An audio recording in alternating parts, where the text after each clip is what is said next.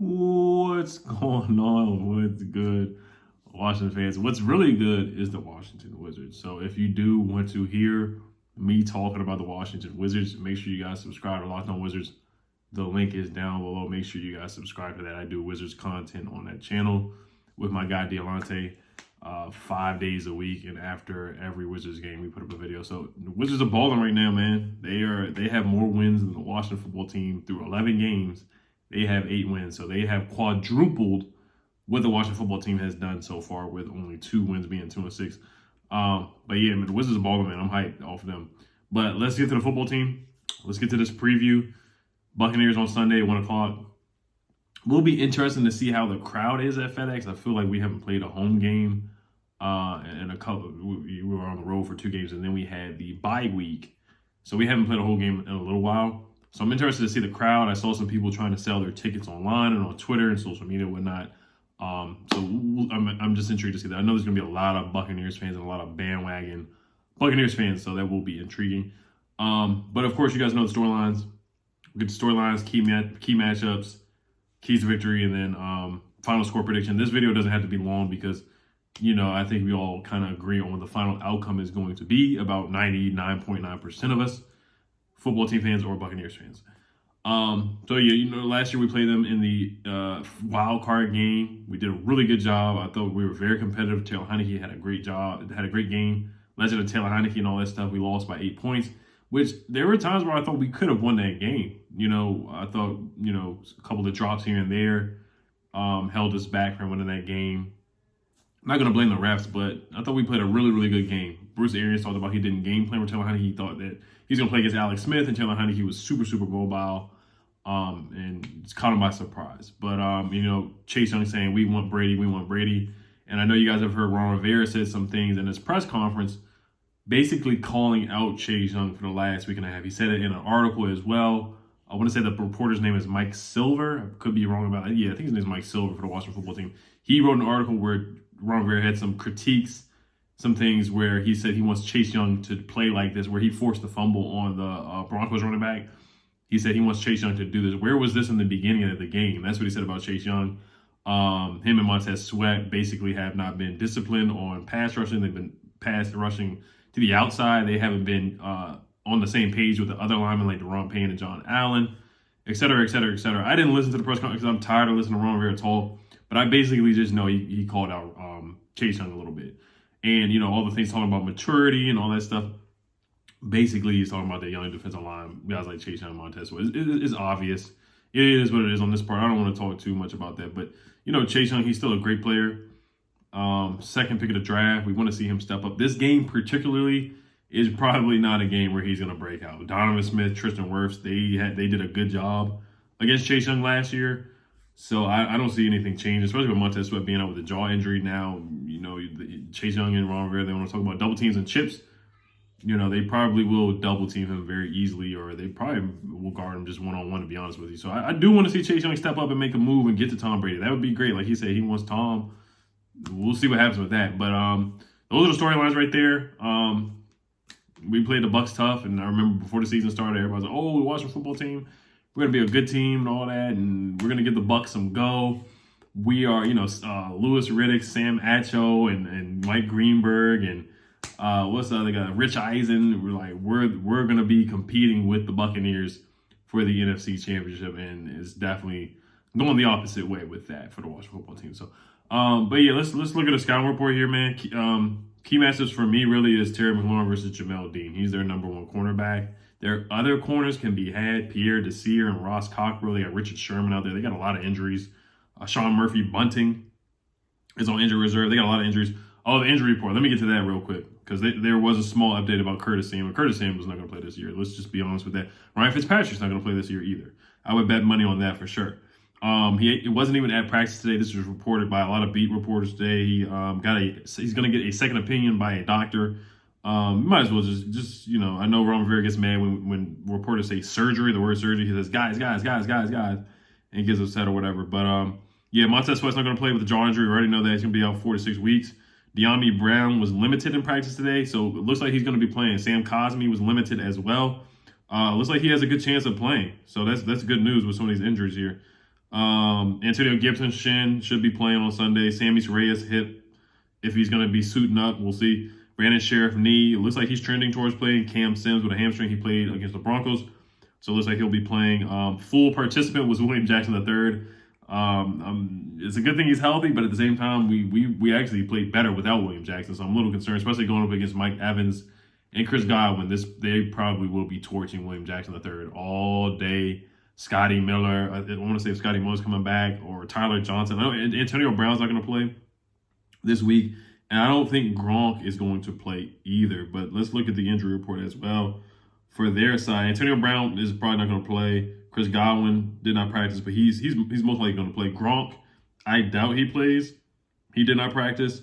Jason Pierre-Paul did not practice. He probably is going to play.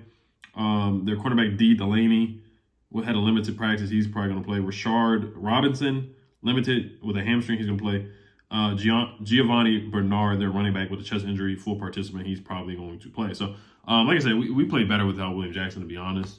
Landon Collins at linebacker, we played better. Him at that position. Kendall Fuller going back to the outside, he's played better than what he has in the slot. Danny Johnson, he's gotten burnt, but at least it's not like a 6 foot difference where somebody, Darius Slayton is wide open, Kenny Galladay is wide open, Cordarrelle Patterson is wide open.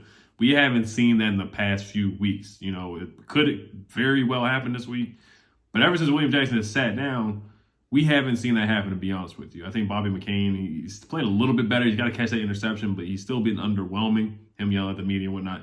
But I think the defense just look better when William Jackson. It's not all his fault. We're not using him correctly. The defensive, Jack Del Rio is making him play a lot of zone instead of playing man, where that's where he's better suited. So we're not really using William Jackson III to the best of his ability. So let's look at the tail of the tape here, some of the numbers that I looked up here. Tampa Bay, man, they give up a lot of pass yards. They're ranked 20th in the NFL with pass yards allowed, 257.8 yards per game allowed. We're ranked dead last, giving up 286 yards per game. We're just awful guarding the pass. We're actually decent guarding the run. Completion percentage allowed, they are ranked 27th, giving up 68% of passes to opposing quarterbacks. We're ranked 21st, giving up 67%. So third down defense is ranked 15th, giving up 39% on third downs. We're ranked dead last at 32nd, giving up 56% on third. We're so bad on third downs, it's not even funny. Rush yards allowed, they're ranked second. They stopped the run really well, but the last 3 weeks, they have struggled to stop the run. Mark Ingram for the Saints had a good game. The Bears running back had a good game running the football. Even though the Bears got blown out, they were able to run the football when they wanted to. Washington were ranked 11th, allowing only 102 yards per game rushing. So we're actually not that bad at stopping the run so far. But yeah, man, my keys to victory on this one. And keep this in mind too, the Tampa Bay Buccaneers, they get penalized a lot. They get a lot of penalties. They had a lot of penalties last week against the Saints. They allowed Trevor Siemian to have a ball game, to have a great game. They can be had. Their secondary can definitely get cooked. They can definitely get cooked. Like I said, Trevor Siemian came in there and was balling on the Tampa Bay Buccaneers, but they do stop the run. Their offensive line is good right now. They allow the second fewest sacks in the NFL. So that's why I said it's going to be a tough game for Chase Young and most of our defensive line, but we got to get interior pressure. So let's get to the keys to the game here. Like I said, we're going to make this quick because there's no reason to really go on long for this game, to be honest with you. Interior pressure, John Allen, Daron Payne. John Allen's having a great year, 6 sacks on the season, leading the team in sacks. He's got to have a good game. Daron Payne had a great game in the playoff game last year. I'm expecting him to step up. So we got to get interior pressure on Tom Brady, collapse the pocket, make him uncomfortable. I don't expect us to get a lot of sacks, but at least get some pressure on him, get in his face. You got to be smart. They're going to be calling rough with the passer, of course, because it's Tom Brady. Just, don't tackle him too hard. You already is tough. It's tough to do that. But be mindful of that roughing the passer flag, but definitely get pressure and get up in Tom Brady's face. So we're going to have to do that to make him uncomfortable. Stop the run. Leonard Fournette, Giovanni Bernard. Leonard Fournette has had a good season. He can catch the ball in the backfield too, so we got to stop the run. Make them one-dimensional. Even though we know Tom Brady can definitely beat us throwing the ball, got to make them one-dimensional and stop the run. Because if they get the run game going, it's going to be night-night very, very early at FedEx Field. It might be 30-7 if Leonard Fournette can get the run game going. It might be that Bears game where it's 38-3 if they can get the run game going. Stop the run. Establish a run game. Like I said, they were not able to stop the run against the Saints. Antonio Gibson, Jared Patterson. Give Jared Patterson a lot of carries, in my opinion. Give him the bulk of the carries. Jaden McKissick, get him involved too. I want to see Jared Patterson get a good amount. I want to see him get at least 15. I'm not asking for 20, 25, 30 carries. I don't think that's going to happen against this defense, the Buccaneers defense. But try to establish the run. I know Scott Turner does not like to run the football. He doesn't like to pound the rock and play a tough physical game. That's just not Scott Turner's nature of calling a football game. When it's 4th and 1 and 3rd and 1, he wants to get cute and throw a screen pass behind the line of scrimmage. But let's give Jaret Patterson some go. Let's develop him and get him better, because I like what I saw against him. With him against the Denver Broncos, limit big plays is the next key for victory for me. Key to victory for me. Do not let Chris Godwin run past you. Do not let Mike Evans run past you. Sometimes Mike Evans will big boy you and big body you and still get the catch, like he did against Marshawn Lattimore for the Saints that I saw last week or 2 weeks ago. So I could definitely see him mossing William Jackson or mossing Kendall Fuller, one of those guys. I can clearly see that happen. Ben St. Juste has been one of our better corners, so I will be intrigued to see him match up against Chris Godwin and match up against Mike Evans as well. Tackle, got to tackle. We've been awful tackling, and the Buccaneers are bad at tackling too. They miss a lot of tackles. They definitely miss a lot of tackles, and they have let number 1 wide receivers get big yards on them. Cooper Kupp had a great game against them, so Terry McLaurin, I'm looking for him to step up and have a good game. He hasn't had a good game. He hasn't had a great game the past couple of weeks. A lot of that is with quarterback play, but I'm looking for Terry McLaurin to have a big game against some of their corners. Definitely got to tackle. William Jackson has struggled to tackle. Kendall Fuller has struggled to tackle. Our linebackers have struggled to tackle. When Jamin Davis to step up and just play fast, man. Just play fast. Don't think too much. Just play fast, Jamin. That's what I'm asking from him. Catch interceptions. Bobby McCain, you had one right in the breadbasket against Teddy Bridgewater. If Tom Brady gives you an opportunity to catch the football for interception, if you drop it, then it's night again, just like it was against the Broncos. Got to win the turnover battle. That's obvious. 3rd down defense.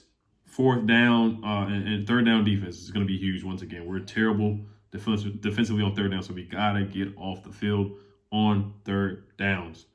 Once again, like I said, attack their secondary. Pierre Desir, go at Rouse Cockrell, run some slants, some hitches, sluggles, all kinds of stuff. DeAndre Carter, get him involved. Adam Humphries, get him involved. Ricky Seals-Jones, get him involved. Get J.D. McKissick involved in the pass game. We're probably going to have to throw the ball a lot in this game, which unfortunately is not going to, I think Taylor Heinicke can make something happen.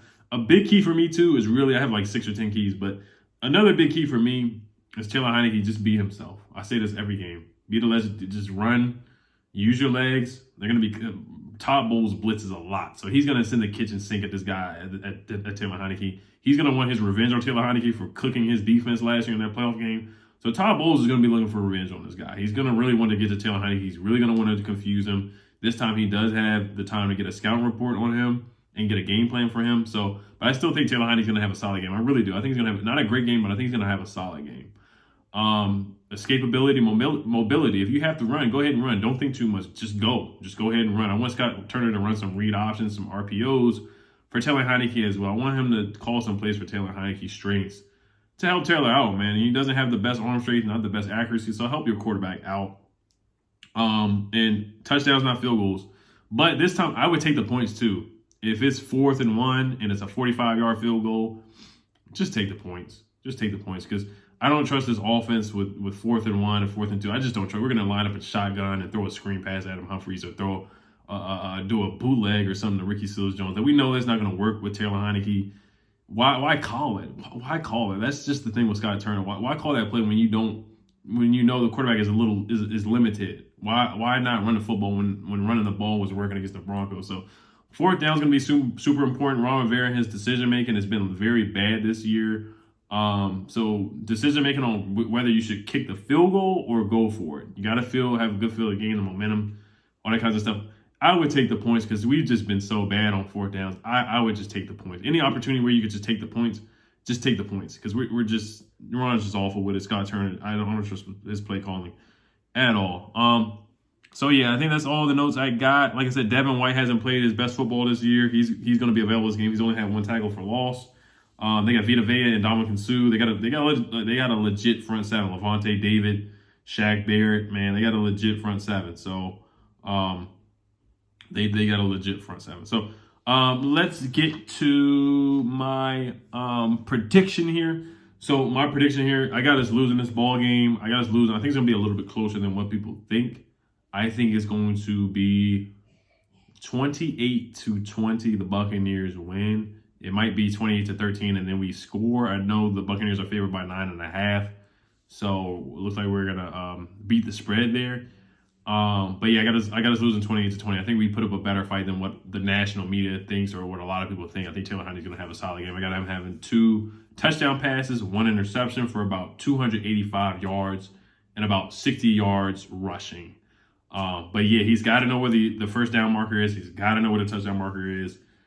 You just got to be aware, have offensive awareness there. I am intrigued to see how they do.